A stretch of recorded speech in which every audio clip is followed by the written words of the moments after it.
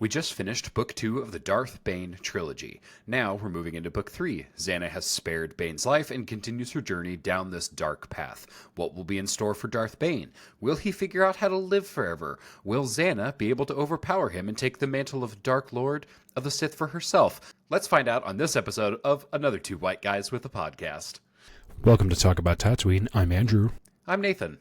And we are twin brothers here to bring you what's new in nerddom and give a colorful commentary on our favorite subjects. Welcome to our cantina. Grab a drink and settle in as we set course for realities beyond our own. Welcome everyone to episode 102. Today's recording date is January 25th, and this episode will be released on Monday, January 27th. Today we will be discussing the final installment, I can read, I promise, in the Darth Bane trilogy. But first, let's start off with our starter questions. What games are you looking forward to streaming next? So we've been streaming quite a few different things, and the reason I came up with this question this week is because we're trying to kind of like switch it up, see what works a little bit, trying to kind of play the algorithm a little bit. So I started dipping my toes into some Black Ops. I'm still streaming Fallout 4, but I'm looking forward to the next era of streaming for us. I also have contemplated doing some painting streams for our Warhammer folks. Wah to all you orc players. I need to figure out some logistics of how that's going to work. Really, it's like camera angles and like this one's looking down. I'm like, do I need one here? Do I need a second camera that's like zoomed in on what I'm working on? I haven't quite figured that out yet. There's a lot of logistics that are going to go into it, but I feel like I can easily milk that for a few hundred hours of content because I have a little bit of a pile of shame going, and maybe we could even do some giveaways. I think that'd be really fun. I mean, that's part of being a Warhammer player, though, especially the hobby side, is there's always a pile of shame. Always. Right now, my pile of shame is decoration in my background. So for me, growing a platform and enjoying the games we stream is a Venn diagram, and it feels like the area in the center is actually very narrow. I love Helldivers, and I love Satisfactory, but those titles have incredibly small audiences, and we are in a place where we need to grow. It's an imperative. Out of all of the top performing games on Twitch, I think Warzone might be the one that I jump into, or in this case, back into. I tried Marvel Rivals, and honest to goodness, I hated it. I can't imagine playing Fortnite either, or League of Legends. Gross. I've actually never met a worse community of gamers than in League. Just awful. In a perfect world, I would love for a Star Wars game to get big again like Battlefront 2 and stream that. I loved that game. Same. I'm still mad at EA for locking me out of my account. Like, what is it? It's been like 10 years now, and I've never been able to log into Battlefront 2 since, because they were like, you used an old email, and I was like, can I update it? And they're like, yeah, you need to use your old email that you used in the first place. And I was like, the email doesn't exist. And they're like, eat a dick. And I was like, I can't get into my email. So, is it possible to recreate that email? No, because the domain's already been used, but it's already been deleted, and so, like, it can't be redone. That's sus. That sucks. Yes. Thanks, Comcast. Yeah, guys, we only got a few minutes into the episode, and we're already telling everybody Comcast sucks, because they do. They do. Comcast sucks. Absolutely. All right, guys, let's get into the episode. Today, we are wrapping up the trilogy, and we have a lot to go over. Interestingly enough, when I first read through these novels, this was actually my least favorite of all three of the Bane novels. But that was mostly because when I first read this, I did not have an appreciation for anything that wasn't just mindless killing. In a book about two Sith, I felt like the amount of killing I received was less than expected. Anyways, I've matured a little bit, so now we have our heroes, villains, anyway, protagonists that, come on, no, it's not that either. I don't even want to call them protagonists. Let's call them main characters, Xana and Bane. Also, if I refer to Xana as Hannah multiple times today, that is because my computer did not like me typing Xana so many times. It's like, no, surely you do not mean this. I corrected a lot of them in the script, but I don't think I got all of them, so... Oh, I already read over at least one, so that's a good time. So just so you guys know, Bane just recovered from being covered in steroid beetles for an entire book and basically short-circuited himself in a fight with a bunch of badass Jedi. Seriously, the tally of Jedi killed on Tython in that second book was quite high, including some fairly renowned Jedi at the time, including a weapons master, battle meditation expert, and the apprentice of Lord Hoth, who still resides in the magic bubble of Mercury over on Rusan. Lord Hoth does, not his apprentice. His apprentice is Mucho dead. I was like, that sentence sounds like he was fighting someone in the bubble. No. Lord Hoth sacrificed himself in book 1 and is now in tiny little Force purgatory with a bunch of his Jedi and a bunch of Sith. If you missed the previous episode, in episode 100, we talked about the Thought Bomb. Dumb name, but super cool super weapon that works as a Force user singularity ritual that trapped a bunch of people inside for, what, all time? Do they go crazy in there? What's the opposite of solitary confinement? Maximum confinement? Anyways, that is what happened. Bane wiped out the entire Brotherhood of Evil, most of the Jedi on the planet, and is now one of the only survivors. It was super cool, and here we are. Just so you guys know, a little bit of context for book 3. This book takes place 10 years after book 2. The entire time, Bane is like, hey, are you going to kill me yet? Hey, are you going to kill me yet? Hey, are you going to kill me yet? I need you to kill me so this whole Sith thing works out. Really weird relationship dynamic, but it is central to the entire plot of this third book. Very much like the plot of most sitcoms, like their conflict could have been resolved if they had just like communicated with one another. If Bane had just been like, hey, if you're going to kill me, just do it. Like, if he had just been upfront a little bit, and she's like, what? No, like, I'm not going to do that. And then they just talked it out even a little bit. Like, I know that that's so stupid for a Sith to do, to talk out their thoughts and feelings, but it's like one conversation could have fixed this whole book. But they're Sith, and they're awful, and they're terrible. And that doesn't make for a good story. The Rule of Two was not, and is not, a foolproof plan, because the Sith cannot trust each other. Sort of the whole point. We see this play out almost 1,000 years later when Plagueis chooses to trust his apprentice and let down his guard. Sidious, of course, had other plans, saw the weakness in his master, and filled him with lightning.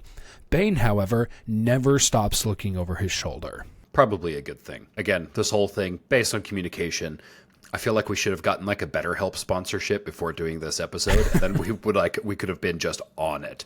Anyways, Bane is stressing that Xana isn't actually going to challenge him, because he was like, hey, I raised you right. You're supposed to attack me when I'm in my peak so that you prove that you're the best Sith. But in his eyes, she's dragging her feet.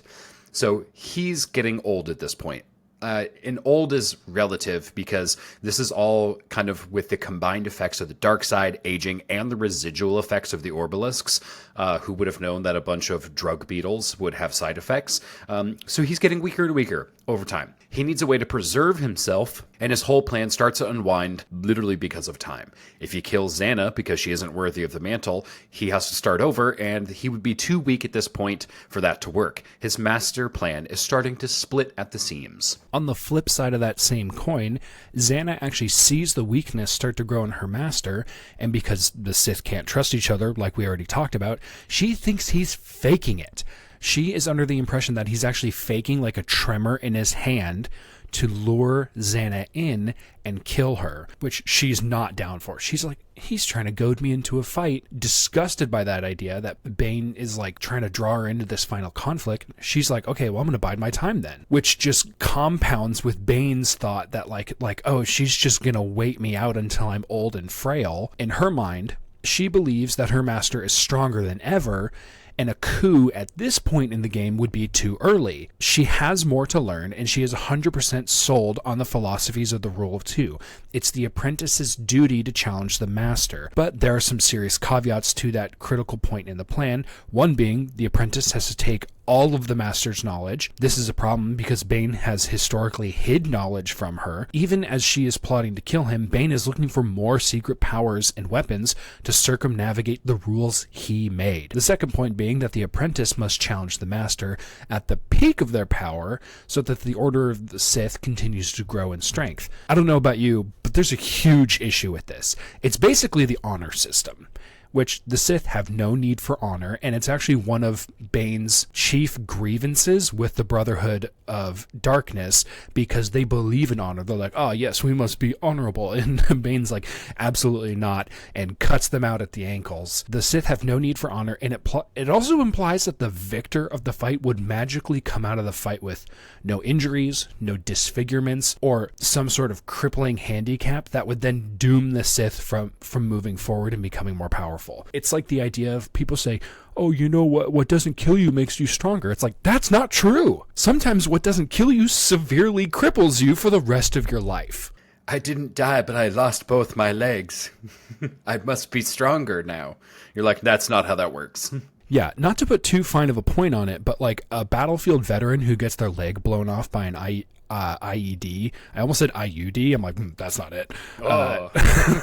I don't think they go through that and think, yes, now I'm stronger than ever. They probably think this prosthetic really hurts and I still feel phantom pain in my foot. This is not ideal. And it's not. I mean, that's just the reality of the situation. Bane, in all his wisdom, views the world too much in black and white, like in that black and white binary, when in reality, it's shades of gray. Absolutely. The Master begins his scheming, and Bane finds a convenient excuse, some Jedi activity, to send Xana away to investigate. While she is away, he goes in search of more ancient Sith knowledge on immortality and the secret of essence transfer, essentially eternal life. It all comes back to this. Every Sith wants to live forever and never die. That would be nice, but that doesn't really move the Sith order along. That also would imply that the Sith Master would keep burning through apprentices if no one was ever able to surpass him. I mean, really, it comes down to, if Bane actually did discover eternal life, he doesn't need an apprentice anymore. It's like he's opening job interviews. Yes, today I will be opening interviews for a new apprentice. You need 5 years of Jedi hating, just pure hatred, a master in Force studies, and 8,000 hours of anti-community service. Oh, that's very interesting. These benefits look good. An evil underground empire sounds pretty lucrative, and I get to make my own schedule? Oh, wow. Do you mind me asking, what happened to the last person who held this job? Also, you need to be really good at fighting, by the way. Job will include a minimum of 1 death match with a lightsaber. Yeah, I'm going to leave now. Yeah, see, that's not gonna happen. You know what I look like, so it's either a yes or die. Those are the rules. Didn't you make the rules? I don't think this is going to be a good fit for you. I don't think it's going to work out. Prepare to die! It was nice meeting you! Gosh, so many jobs. That's not actually that far away from how job interviews feel like. You know what I look like. Do you want to work in terrible conditions and get paid very little? It's like, well, I don't want to starve, so I guess. That reminds me of that John Mulaney skit where he's like, too many people have seen my and I'm like, Oh, okay, back on topic. Bane goes in search of the Sith teaching of Darth Endedu, a Sith Lord I had literally never heard of before reading this novel. Apparently, he's the guy that figured out how to live forever, but is also dead. So that tracks. Bane sets out to learn this new power, and maybe this is some foreshadowing, perhaps? Meanwhile, the ghosts of his past start to emerge and re-enter the timeline. In the first book, Bane did some pretty awful things. You remember, he started out as a soldier in the Sith army in the unit called the Gloomwalkers. We could probably make a cool logo for this, by the way. I'll send it over to our R&D department. Lucia, I'm not sure if it's Lucia or Lucia. Again, I'm assuming Lucia. It's neither of those. It's Lucia.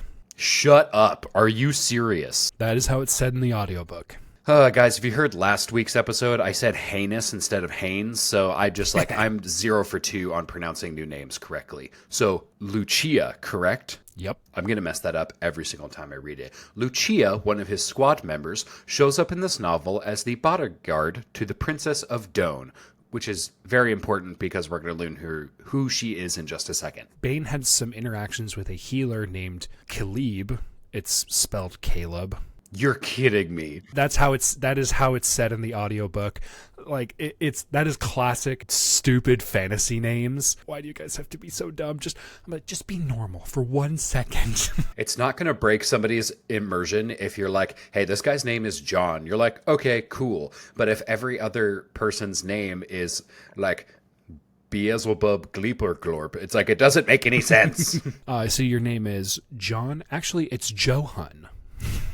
which is another character from the previous episode. I'm going to punch you now. You're like, yes, that's appropriate. I deserve this. Okay, so Bane also had several interactions with a healer named Khalib, where he may or may not have been treated poorly by attempting to boil his daughter alive, if Khalib did not heal Bane. No children were boiled in the making of this podcast, but turns out Khalib's daughter is still pretty pissed off. I sense a plot of revenge forming. We learned the name of Khalib's daughter. I'm going to mess that up. And then we have, I'm assuming that's not pronounced how I want it, but it's spelled Sarah. This one is normal. Oh my gosh. It's a normal pronunciation. Okay, so Khalib's daughter is is royalty now. She married into the Doan royal family and for all intents and purposes inherited the kingdom after the death of her husband. Cool. So she moved up in life quite a bit. However, she has a wonderful bit of PTSD from what Bane did to her when she was younger and did to her father, as she has reoccurring nightmares about that faithful day. Now, Sarah and her bodyguard, Lucia, we will see much more throughout these books. These are basically main characters of these novels at this point. And I know I'm laughing while I'm saying this is because as I wrote all of these notes, I've pronounced every character name wrong so far in my head. So it's like mentally like hopping over roadblocks while I'm reading. So if it sounds like I'm a first grader, it's because I read it and I didn't listen to the audiobook. So that is so true. I have been listening to the audiobook of Brandon Sanderson's books. I'm going through Mistborn and The Way of Kings, and seeing the actual way these are pronounced versus how they are written, I'm like, I would have never gotten any of these right. And Star Wars is the same way. It's the exact same way. It's like, why can't you guys just have normal names? They kept it really simple in A New Hope. Luke, Leia, Han, Chewie, Greedo, Jabba. I'm like, everything super simple. And then everything just gets like more unhinged from there. So that's fun. This all connects back to Bane because on that same world of Doan, a Jedi Knight named Med Tandar ends up visiting the planet to talk to some miners, like rock diggers, not kids. Although it's sometimes both because child labor laws don't exist in the Star Wars universe universally. So the miners are talking with the ruling class. They have some disagreements. Boy, let me tell you what, I get it. They're like, we're being treated poorly. And they're like, back to work. The children yearn for the mines. So Tandar is actually investigating the royal family because there's a rumor that they're actually holding on to a Sith artifact that was found by the miners. This is what Bane sends Xana to go investigate. So she is like on her way to this event. Slight tangent. If I had money and I lived inside the Star Wars universe, I would 1000% collect Sith artifacts. I'm talking masks, lightsabers, cursed objects, and definitely some holocrons. So many things. Oh, I wouldn't touch that with a 10-foot pole. Lightsabers, 100%. But if I turned on a lightsaber and it was red, I was like, oh, look, the Child Murderer 9000. No, thank you. We're going to put that right back. Meanwhile, I would take Revan's mask and be like, weird, when I hold this and I put it on its face, I hear a bunch of voices talking to me. That's weird. So you're admitting that in the Star Wars universe, you would go insane. Yes. Yeah, cool. Just so we're clear. Before we begin more Sith misadventures, let's take a quick break for ads.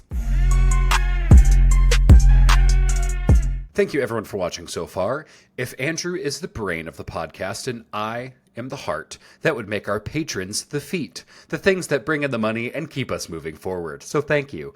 And if you got that joke, you should probably go touch some grass. There are about 700 of you on YouTube that are subscribed to us, and we only have 3 patrons. Let's fix that. Go over to our page right now at patreon.com/talkabouttatooine and support the podcast. If you aren't doing that right now, or if you can't support the show with cold hard cash, make sure to give us a like on this video so that others can find us as well. We would really appreciate it. Seriously, we need you all to engage with the videos, and statistically, very few of you do. I'm looking at you guys. Help us out so we can do more. A bigger budget means we can do more cool stuff, buy better software, and do more giveaways. Now, back to the show. Not only did we discover all these links going back to Bane, Tandar, the Jedi, encounters an Ikitochi assassin on Doan while investigating the mines. So this artifact is attracting lots of different parties. The assassin is very strong on the dark side and actually causes Tandar to have a physiological reaction to being close to the assassin. The miners and Tandar himself prove to be no match for the assassin, and they do not make it out alive, while the assassin escapes unharmed and unseen. Throughout this episode, I did forget to put in a little note there as I introduced the assassin. She's also referred to as the Huntress many times throughout the book and the article. She's going to be coming up quite a bit. Just a little note. So sorry about not including that earlier. Just so you all know, killing a Jedi is not looked upon favorably. It is killing, but it is also seen as a politically motivated one, since the Jedi are basically the wizard cops of the Republic. Fearing reprisal, the King of Doan sends Sarah to Coruscant to assure the Republic that they had no hand in the Jedi Tandar's death. While on the way to Coruscant, Lucia confesses to Sarah that she hired the Ikitochi assassin. So she's like, hey, I know what we're doing here right now. Mobby. Yeah, she's like, you know how we're completely innocent? So that's a lie. You should probably know this, just so you have your bases covered. At this point, we have a few quest lines that have all popped out. Bane is looking for ancient knowledge about never taking the big sleep. Xana is trying to figure out all of Bane's secrets and investigate Doan. And finally, Sarah and Lucia are off to Coruscant to explain away a dead Jedi that was 100% their fault. Let's pop over to Bane for a minute. He flies around and collects some Sith artifacts. He's been doing this for quite a while. It's been 10 years. It seems like a popular hobby. Again, I would be totally into this. He finds the scroll of Darth and Dedu and heads to the planet Prakith. Again, things I'm probably mispronouncing. I don't know. Andrew's giving me the thumbs up. Yep. All right. That means we're what? 2 for 4. 50%, baby. I have not been keeping track of your horrible batting average. Don't worry, I got you. One thing to note here is that Bane, the whole time, nurses many doubts about Xana and her commitment to the dark side. Again, it's like a boomer being like, why don't people want to work these days? Why doesn't she want to kill me? Bane thinks she's being weak, essentially. Meanwhile, Xana is being very suspicious of Bane, like Andrew said. She's like, no way that tremor's real. He's faking it. He's trying to goad me in. This is ridiculous. When Bane sends Xana away, she's like, I don't trust you. Which she shouldn't. And she starts to think that Bane is actually looking for a new apprentice this early in the book. Or I guess saying this early in the book, this is like 15 years into their relationship or whatever, but it's like this happens early in the book. That's my context there. It's very much a Spider-Man pointing at Spider-Man moment where they are both very suspicious of each other's clandestine activities. Xana does decide that soon is the time where she will take up the mantle and challenge Bane. Fearing a plot to end her life and betray the tenets of the Rule of Two, Xana begins her schemes to finally challenge her master.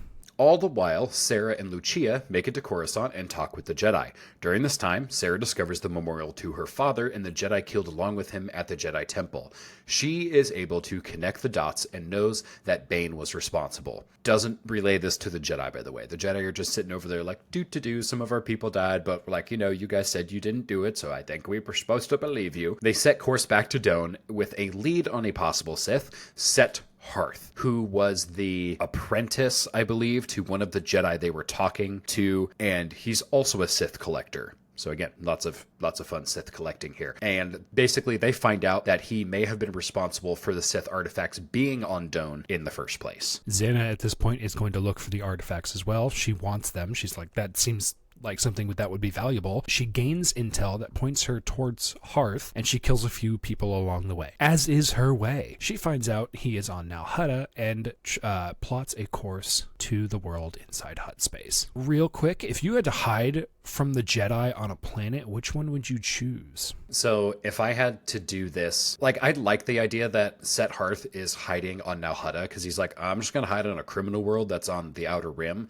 I'm like, I would be more of a fan of like hiding under their noses. I wouldn't want to live on Coruscant because I think I would be really upset hiding in like the 37th layer underneath the surface. I'm like, I don't think I would be okay with that. Let's be honest, I'm not on the surface zone. But I would definitely try to like ingratiate myself into like maybe some like upper class society so they wouldn't expect me to be doing something. So maybe like a Corellia or an Alderaan pre-Yavin.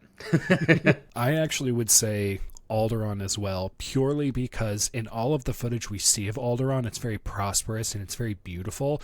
It's actually, it's like if the entire planet was a sunny day in the Pacific Northwest. You can't beat it. It looks amazing. And if my life is snuffed out in an instant by the Death Star, that's a bonus too. You're like, I'm not too mad about this. He's like, well, we had a good run.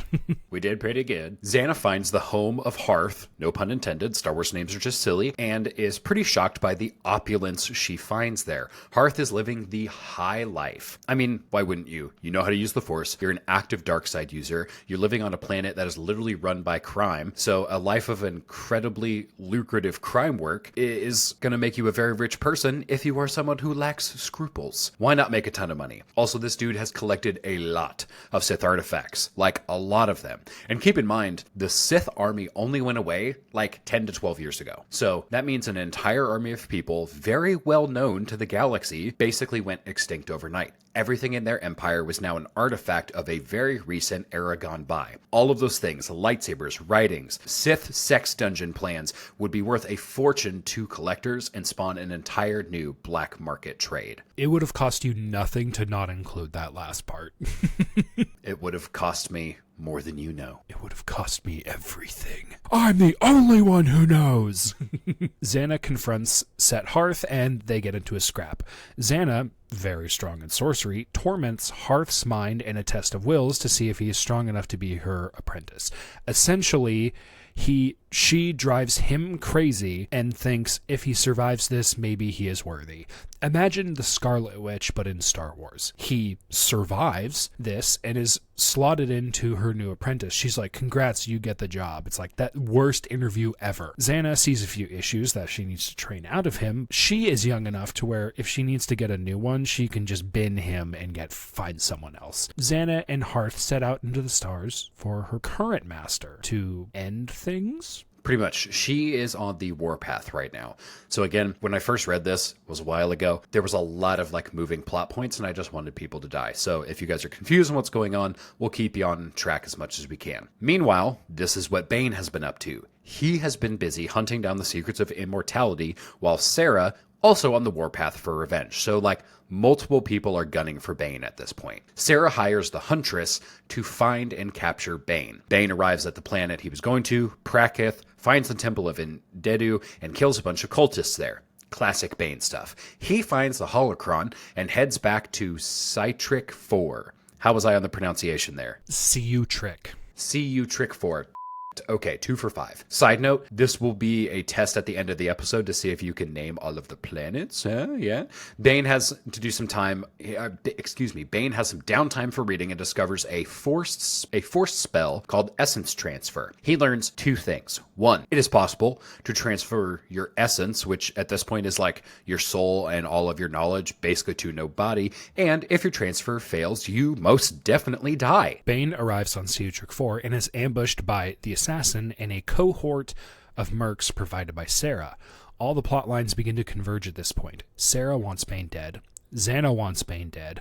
And Bane wants to see if Xana actually has the truck nuts to be a Sith. Anyways, Bane is able to take out most of the mercs, but is eventually poisoned by the assassin and is paralyzed. Bane now gets kidnapped and is brought back to Doan. Right on their heels, Xana discovers the scene at Citric 4, discovers Bane is missing, and begins the search for her master. Because she'll be damned if she's not the one who actually gets to kill him. During the hunt for Bane, Hearth reveals that he studied Darth Endedu as a Jedi and let slip the part about immortality. But he's already dead! Xana is pissed now. Immortality, in her mind, breaks the rule of 2 because it would stop her ascendancy to the headship of the Sith. Someone is going to die for this. Back to Bane. He's in prison at this point underneath Doan Castle. Lucia recognizes her former commander, and Sarah starts torturing Bane with drugs, demanding answers for Khalib's death. Bane twists her words in this interaction and basically tells Sarah that, man, you're really good at all this evil. You should probably be on the dark side. She does not take this super well, gets super flustered, and leaves, and basically gives Lucia a chance to give Bane a stimulant, some uppies, and a chance for escape. Xana and Hearth land at the prison and search for Bane. Everything starts moving very quickly at this point. Bane gets free from Lucia because she feels a sense of honor and duty to Bane because Bane was her commanding officer, 20 years previously? She would not be alive if it wasn't for Bane. Right, because it was that assault on the rebel fortress where Bane led a mutiny against their sergeant, basically saving all of the Gloom Walkers. Bane is the only reason that Lucia is alive. Bane gets free, he kills some guards, an alarm goes off, and this is when it really starts to both literally and metaphorically fall apart. Xana is searching for him, and Hearth goes out and searches for the holocron. There are like 6 different characters running around basically the dungeon of this stone castle at this point, and the story just needs to start making some cuts. So, Hearth wants to find the holocron. He runs into the Huntress and she subdues him. Bane is hunting Sarah and runs into Lucia again, all while Xana is on his tail. Lucia begs Bane to spare Sarah because he's totally going to kill her for the torture he just got put through. And she starts to pull on that common thread of being at the Gloomwalkers together. Like, hey, we had shared service. Listen to me this one time. This is all I'm asking. Bane, denying his former self, Dez, who was the one that was in the Gloomwalkers, and that he is long gone, he basically tries to kill Lucia. Xana catches up to them and hurls a force blast at Bane, who shields himself and survives, but the blast kills Lucia. So she is dead either way. Basically, the wrong person killed her, but she died. Yeah, she gets hurled into a stone wall so hard that the book describes that, like, basically all of her bones are just pulverized. Like, she's dead on immediately, just immediately pulverized. Now Bane and Xana are arguing about the rule of 2 because, God forbid, they didn't talk this out earlier, and who is being more faithful to it, because they both believe that the other is betraying the tenets that they both agreed to. Meanwhile, Set Hearth is able to escape from the Huntress after talking his way out because he's a slippery little guy, and he just abandons the facility entirely. He's like, you know what? This is not worth my life. This is not going to end well. I am leaving. Let's leave! Xana leaps at the opportunity to defeat her master and charges in. Keep in mind, Bane is exceptional in combat, and even without a lightsaber, he is able to fend off her attacks. This then triggers a tunnel collapse when Bane uses some force lightning, and this separates the two. Yeah, remember when I said the dungeon was literally falling apart? Yeah, it is literally falling apart. Bane goes to the launch pad and finds the Huntress. And at this point, she pledges herself to Bane and gives him his lightsaber in the holocron. Bane has found a new learner, and they continue.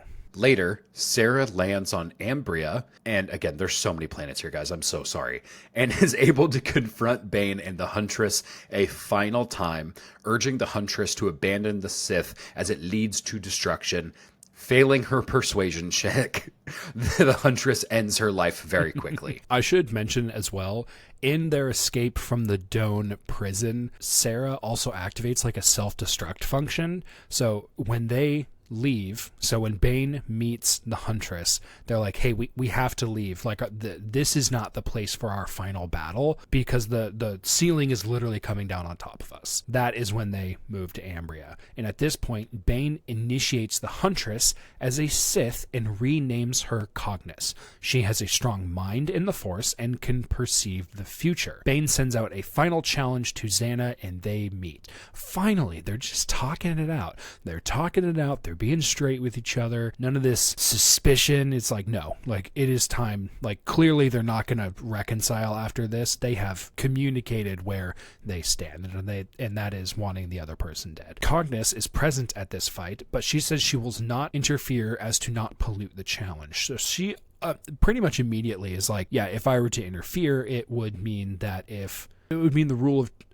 rule of the Sith would be diluted. Like, it's supposed to be a 1v1. Yes, she basically gets on board with the rule of 2 immediately. This next fight has some of the scariest force powers we see to date. Now, the world they're on, Ambria, is a little bit polluted with the dark side, so that actually enables some of this to be possible. So hella polluted. It's going to get nasty here in a second. So Bane is, again, the better fighter, hands down. It's actually described in the book that Xana realizes the entire time that they were training, he always held back. He never moved at full speed and created a false impression of his abilities, which totally validates how she was feeling. Yeah. Almost the entire book. She's like, you're faking it. He's like, I'm faking some of it, but not all of it, and not the parts you think I am. Tired of your shit, old man. Bane presses her physically, and it's all she can do to defend herself. She's just trying not to die at this point. So at this point, she's like, I'm not going to beat him with a lightsaber. There's no way that's going to happen. She has to tap into what she's good at, witchy. She gets ready to cast a spell towards Bane, but loses her balance. It's like rolling a pause, like rolls successfully on Fireball, but like fails her dexterity check. She trips over the grave of it's one of the grave. I think it's the grave of Sarah at this point. I can't remember. It's one of the main characters. She trips over somebody's grave and he kicks her so hard in the side, it breaks her rib. Just absolutely, oh gosh, steel toe right in the side. That doesn't work. Her first attempt to land a spell, it hits Bane, but she took a broken rib for it, causing some horrific hallucinations, but Bane's able to overcome them. Like he deals with a lot of like his mental stuff and like the trauma with his dad, like earlier in the series, and that's like kind of what comes up here, and he's able to like kind of like tamp that down. Needing something a little bit more potent, Xana summons tentacles of darkside energy from the earth. Yes, we got into the tentacle phase. All right. Oh my gosh. Bane's lightsaber passes right through them. He's like, yeah, I can just like cut these, and he's like, oh. One of them touches his shoulder, immediately dissolves the flesh there, and he drops to the ground in the most severe pain he has ever encountered. So now he's like, I'm going to lose this fight. I need to navigate around these tentacles and get to Xana before I'm dead. Trying to duel with a lightsaber and control the tentacles at once leaves Xana's attention split, and Bane is able to get in close.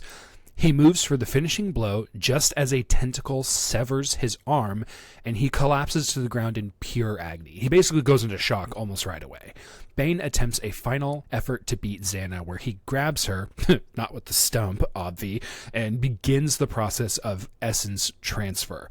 This immediately obliterates his body and sends his mind into Xana's in an attempt to secure her as like a new host body.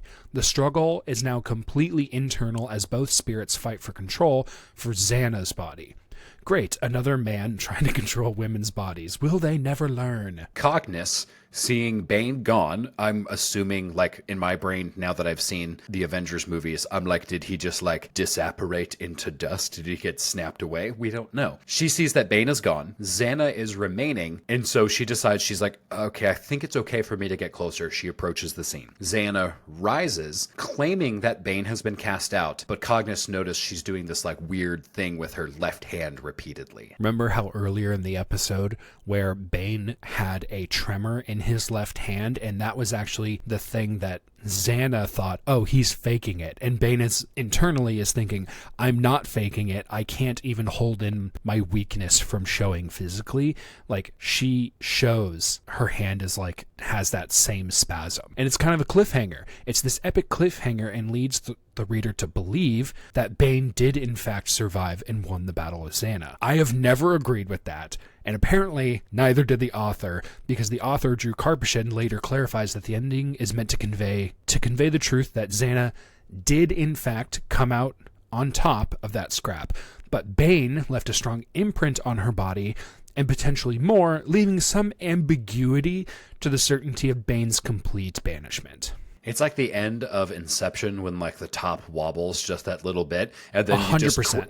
And then you just have to question, okay, what did I just do with the last 2 hours of my life? So that's essentially what happens, but we do get that clarification from the author, and I actually found some more information that corroborates that in some additional articles based on Wikipedia and Darth Cognis, which also, guys, if you didn't pick up Darth Cognis, she gets named that because she can read the future. It's a cognitive ability. It's really on the nose. Star Wars names drive me nuts. It's great. Guys, thank you for listening to the main portion of today's episode. We are going to jump in to some news from the HoloNet.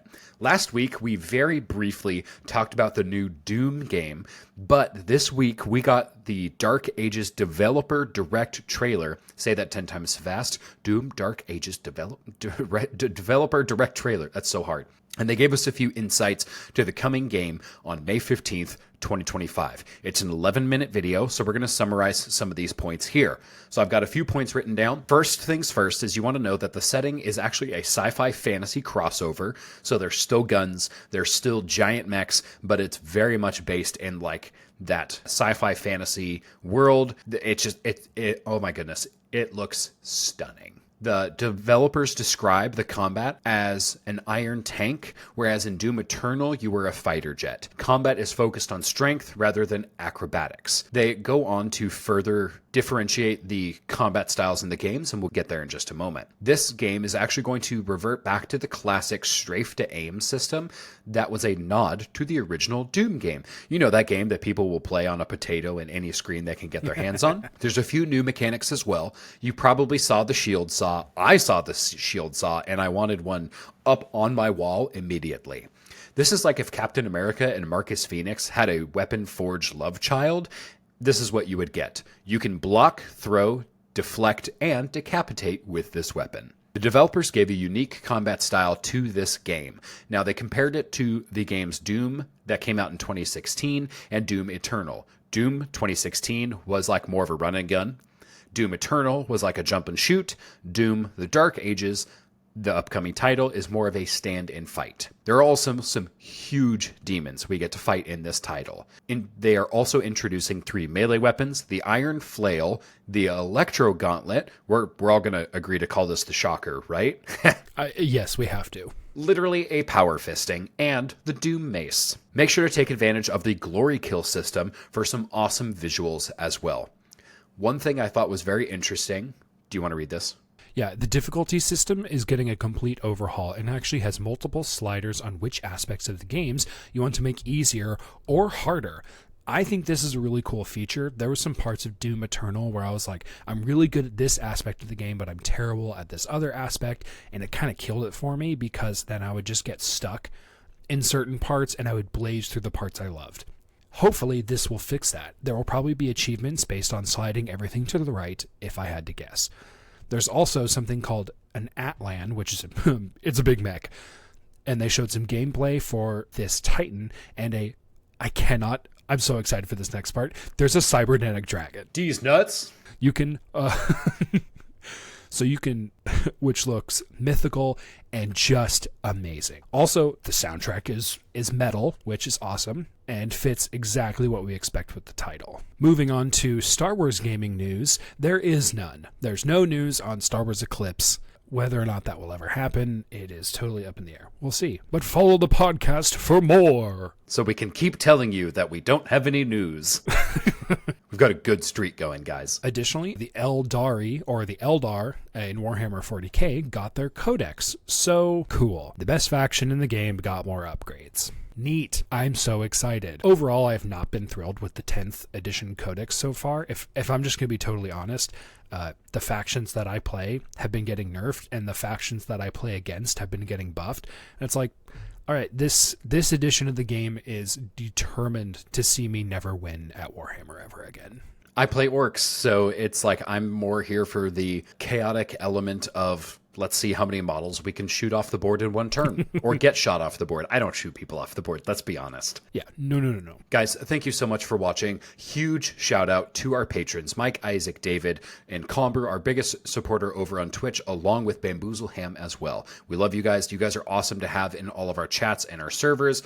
Remember, guys, for just $5 a month, you can support us here over at Talk About Tatooine so we can do more awesome things like giveaways, gaming events, and higher quality content. I literally have like $100 worth of gear sitting in my Amazon cart right now of like different upgrades and stuff that will make streaming a little bit easier, podcasting move a little bit forward. And I found this out the other day. There is some things happening with TikTok that may or may not influence our ability to do editing. So fun fact, when TikTok got turned off for the day, it also turned off accessory services like CapCut and Lemonade. Lemonade, I didn't worry about too much. That's like a small platform. We're on it, but we can't post too much to there because they limit your video time anyways. But the big one was CapCut. That is a free software we use because it is easy to use and we can pump out content really, really effectively using that.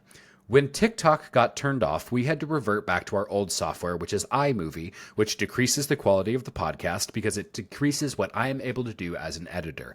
Guys, we do not have it on the budget yet to buy a premium editing software. This is why we need your support, and we really need to make sure that we can future-proof the podcast against the idiotic